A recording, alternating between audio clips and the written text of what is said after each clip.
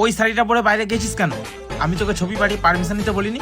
বাড়ির সবাই বলছিল ভালো লাগছে, আর বন্ধুদের সাথে একটু রেস্টুরেন্টে এসেছি। বাড়ির লোক তো অনেক কিছুই বলবে, সংসারটা কি ওরা করবে? আর বন্ধুরা যারা তোকে উস্কে দেয় আমার এগেনস্টে, শোন 5 মিনিটের মধ্যে বাড়ি যাবি, বাড়ি গিয়ে জামা চেঞ্জ করে আমায় ভিডিও কল করবি। সবাই কি ভাববে সুমন? একটু তো স্পেস দাও। স্পেস মানে কি? স্পেস মানে অন্য ছেলেদের সাথে আড্ডা দেওয়া? যদি রিলেশন রাখতে হয় আমার কথা মতোই চলতে হবে, নয়তো ওই বন্ধুদের সাথেই থাক। রাখলাম আমি। মাথায় কি একদম বুদ্ধি নেই? একটা ছোট কাজ দিয়েছিলাম, সেটাও ভুল করলি। আমি চেষ্টা করেছিলাম, আসলে বুঝতে পারি। পারবি কোত্থেকে? পড়াশোনা তো করিস নি ঠিকঠাক, সারাদিন শুধু সাজগোজ আর ঢং।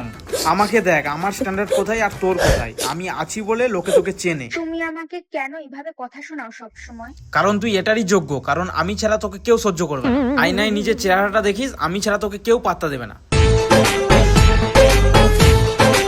আমিই খারাপ, আমিই সব নষ্ট করে দিয়েছি, তুই খুব ভালো, তাই তো? আমি সেটা বলিনি, কিন্তু তুমি কাল কেন মিথ্যে কথা বললে? কারণ আমি তোকে হারানোর ভয়ে মরি। তুই বুঝবি না আমার মানসিক অবস্থা, আমার ফ্যামিলি প্রবলেম, কাজের চাপ, তার উপর তুইও যদি আমাকে সন্দেহ করিস, আমি কোথায় যাব? মরে যাব আমি।